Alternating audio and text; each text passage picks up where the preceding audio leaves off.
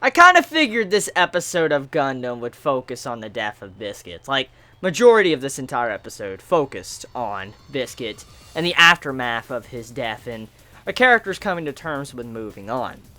I, however, did not expect to see how the entirety of the Biscuit depression, for instance, everybody being sad after his death, to be concluded in one episode. And with that, I'm actually happy. Because I've seen a lot of anime that usually do death scenes, and the death scene, it kind of drags on for, 5, 10 episodes, sometimes 3. Just, there's different episodes or different series, and a death scene can drag on. And usually, when it, goes for multiple episodes, it's because our characters are trying to accept the change of how they lost someone. And I understand that. That's perfectly fine with me. But sometimes when series do it, it feels like they're just trying to drag it out. That's exactly how it feels. And I felt like the way Gundam executed that, and the way Biscuit's death was handled, along with how Orga came to the conclusion of moving on, and then, Mika, kind of knocked some sense into him. It was perfect because it wasn't long enough to where we were like, oh my god, just, can you move on? And it wasn't short enough to be like, what the fuck, you're rushing this too much. It didn't feel like that. It was just perfectly right in the center of that sweet spot, and you're like, this is just right. I mean, there's some time that's passed, Orga's been depressed, you have it to where all the other characters are showing their mood of how they feel about this, you have other characters trying to support Orga, trying to figure out what they're trying to do, and then you're also finding out, the next steps, even though you have lost someone, even though Biscuit is dead, the world carries on. And you see how, Kudelia and them, they were already figuring out plans of what they had to do. They had to go to Alaska, take a train, go into the middle of the United States, and, the plans continue on trucking. The world continues on moving, even after death. And it's a very sad reality when it comes to this episode, and seeing how they had to accept that, and then how Kudelia was continuing and moving on, even though, the life of someone that was lost, that she was kind of close to her, and she's known for a while. It's sad, but it's realistic. And seeing how they had to kind of accept that, I know this is going to add some maturity to their characters. For instance, as we know, they've always been kind of labeled as children. Let's think about this for a second. This is something I really want to focus on.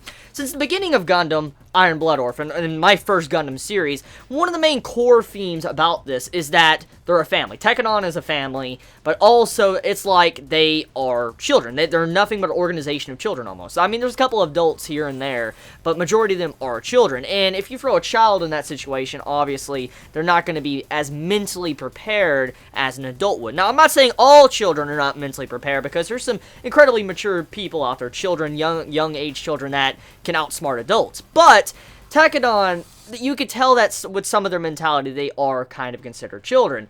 But that's what everybody labels them as in this series. You have it to where many politicians or anyone, when they're, in the middle of a fight, when Tekkadan's fighting, they're like they're just children.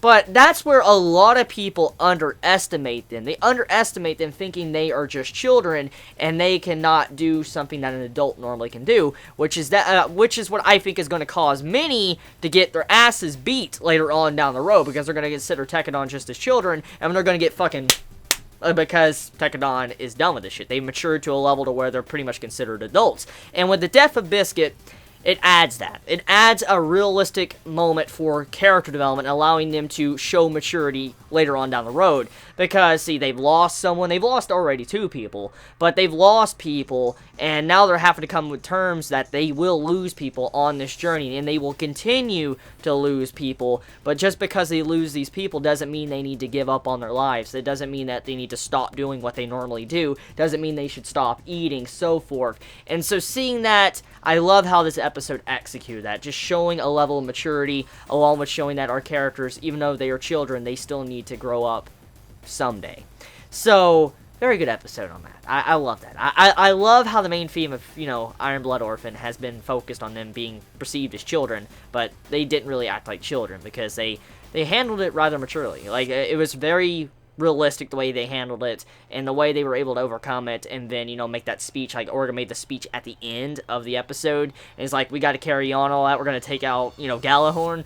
I was like, okay, so that's a little bit of a stretch, taking out this giant-ass organization, but I kind of figured that's what the main plot of the series was going to be about, because, it's Gundam, and I've been told that usually the main focus or plot of Gundam, I haven't seen the other Gundams, but I've been told by big Gundam fans that usually the main plot of Gundams is, like, taking down, like, the political organization, or this big organization that's controlling the universe or whatever. So I was always assuming that that's what was going to happen. I mean, that was my thoughts on the series, because, I mean, Kudelia going to be the revolutionary maiden, and she's going to kind of change things. I always thought Galahorn was probably going to be destroyed, maybe from the inside out, or maybe changed permanently. I had no idea, but I know something like that was probably going to happen. So with it, I guess the plans, I'm looking forward to it, to seeing how Orga, you know, accomplishes it, seeing what Mika does. And speaking of Mika, oh my god, I've talked about this before. Mika is kind of mentally unstable. I mean, seeing how he acted to Orga, he's like, who do I need to kill? Who do I need to destroy next? Give me a target. That's just like, yo, Mika, just chill. Just fucking chill. Like, damn. Just, I know you're savage. I remember what you did to the old man at the beginning of the series, but holy shit, just chill. Chill. Chill. But yeah, episode of Gundam. I'm